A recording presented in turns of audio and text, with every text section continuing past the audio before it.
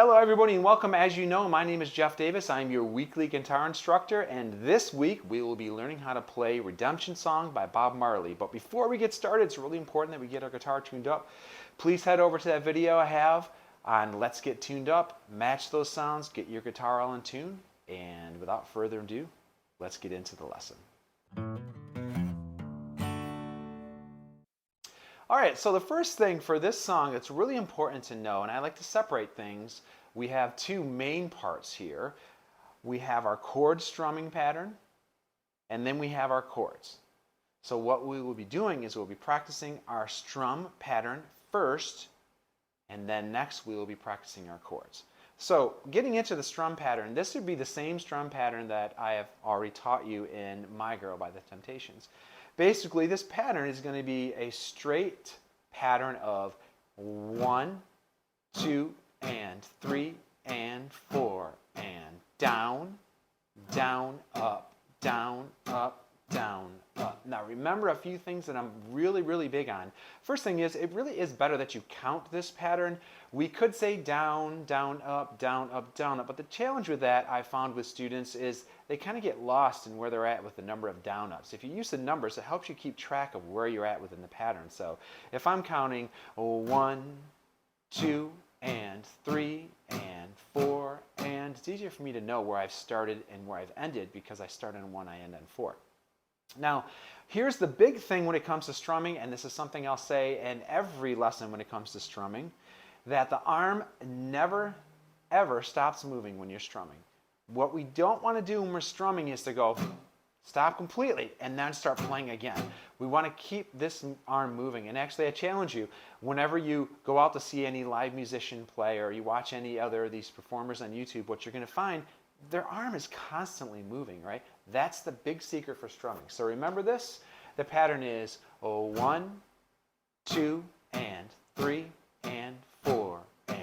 And I encourage you just to practice that separately for a little while before you start to combine it with the chords. Now, having said that, let's get into the chords. So in this song, there's basically only 5 chords, and what we will be learning is just the verse of the song. And the 5 chords would be a G, an E minor, a C, an A minor, and then they go again, G, E minor, C, and a D. What we just played basically were all the chords in the entire verse minus the strum pattern.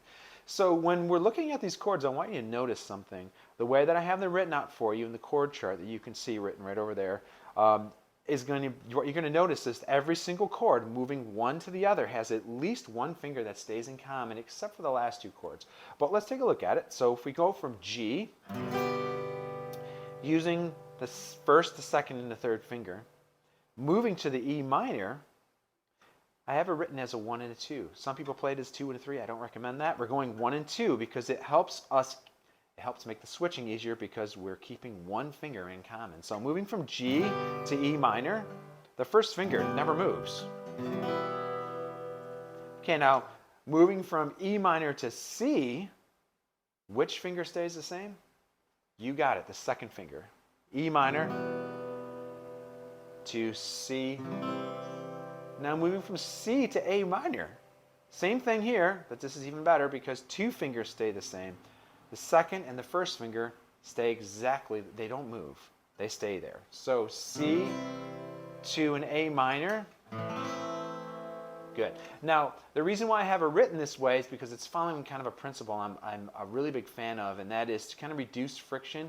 When you're switching chords in the left hand, the fingers get confused when you ask them to move, basically because of contrary motion, which is something I will get into later on in extensive detail. The fingers cannot stand it when they're moving in opposite motions at the same time. When one finger's going up and the other one's going down, the brain gets, oh, what's going on here? So just know I have it written this way because it reduces that friction, you know, all of that difficulty of moving all your fingers. There really isn't too much contrary motion in this chord progression, by the way. Going from G to E minor, there really isn't any. Going from E minor to C, not really.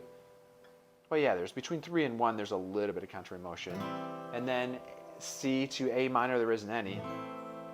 Going from G, that's a pretty big jump. We do have contrary motion in the fingers. Some of them are flipping this way.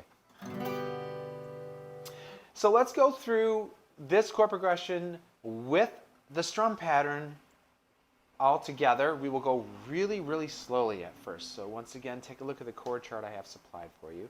I'm going to say that rhythm out loud so we know where we're at within the pattern. Here we go. We're going to start with G.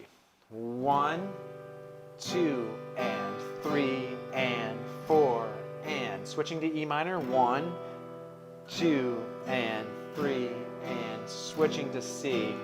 1, 2, and 3, and 4. Switching to A minor. 1, 2, and 3, and 4, and back to G. 2, and 3, and 4. Back to E minor. 1, 2, and 3, and 4, and C. 2, and 3, and 4, and 1, 2, and 3. Okay, good. So remember one thing. When you're practicing, speed kills. I had a really phenomenal teacher tell me that once, and it stuck with me, and that was years ago. But remember, the slower you practice, the faster you learn. So you really need to take this just at the tempo I'm giving it to you. Feel free to rewind the video. I know that you're excited to play the song, but don't let that get the best of you to where you're actually playing faster than your brain and fingers can keep up with. All right, so that's pretty much how that part of the song goes. Putting the whole thing together up to speed would be...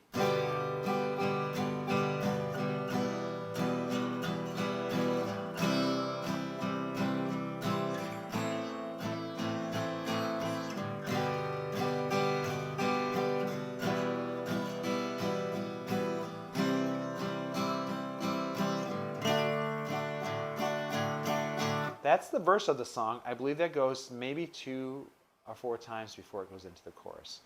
All right, so I'm glad you joined me today. I'm really excited for you to learn this song. Please post any comments you have about this video, any questions you may have down below. And I look forward to seeing you in the next lesson where we will be learning about the riff to this song. Have a wonderful day, and I look forward to seeing you soon.